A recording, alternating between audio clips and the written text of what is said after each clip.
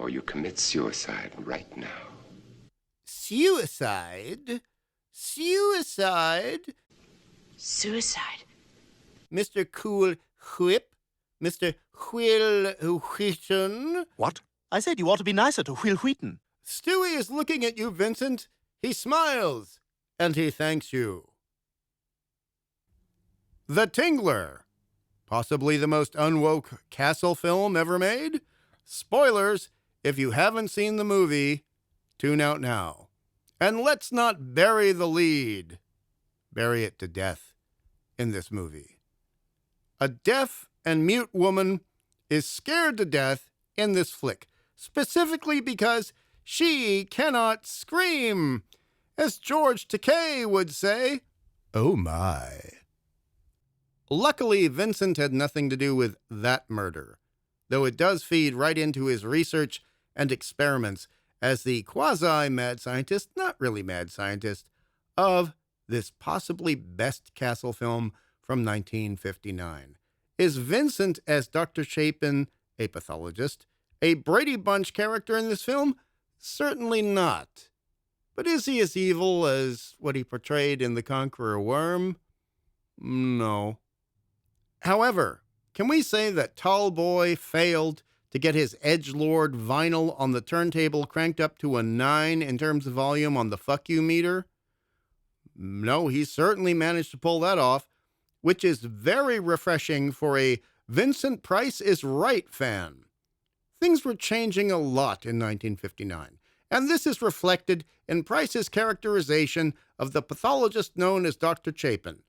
Utterly compassionate and kind to his sister-in-law in one scene, almost a foster father, but soon after to his wife, and I use that term very loosely, especially considering her joy in cuckolding Dr. Chapin. His wife, Isabel, more of a Jezebel. Vincent ain't so nice. He cons us into thinking that Jezebel is going to die and cons her into thinking that too.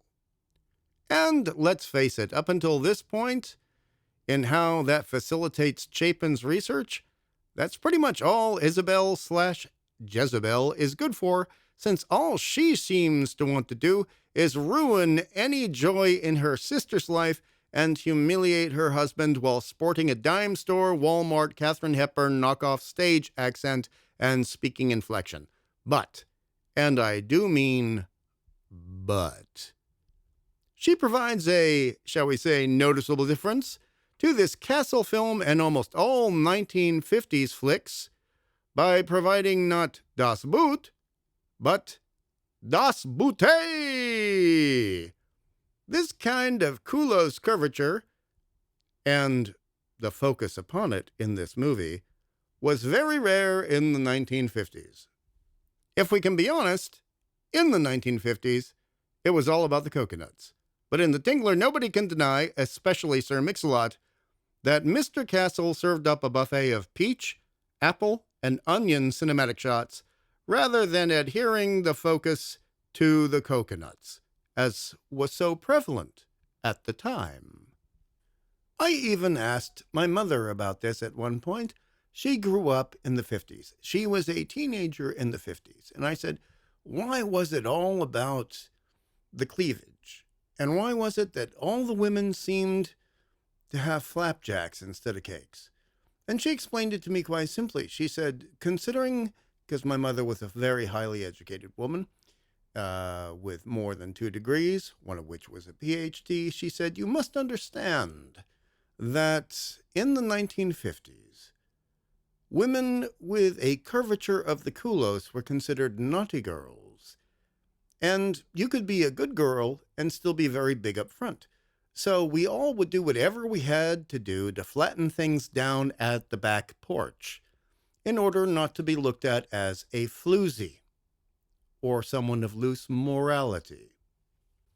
She even went so far as to inform me that on occasion, certain girls who were Sir Mix-a-Lot approved back there would go so far as to wear 2 girdles instead of 1 to turn the cakes into flapjacks. At that moment, I had never been so glad to have been born way past the 1950s. Because, meaning no offense to anybody who was growing up during that time or of that generation, that seems to me to be utterly batshit insane. I mean, that's like Chinese foot binding for the booty. What the hell? In any event, I shall talk more about the cinematic nuances and values of 1959's The Tingler, featuring Vincent Price at a later date, but I just wanted to go into the naughty stuff today and say that if it was going to be remade, I would be happy if it was done by the Soska sisters. But if it was done by some idiot such as Phoebe Waller-Bridge, we all know that The Tingler would mean nothing more than a certain item involving batteries in a side drawer by the bed. Anyway, with that, more later. Stay culty, stay hungry, always listen to The Cult Show, and I'll catch you later. Love to all. Sorry for being a bit naughty, but The Tingler is a bit naughty. Bye-bye.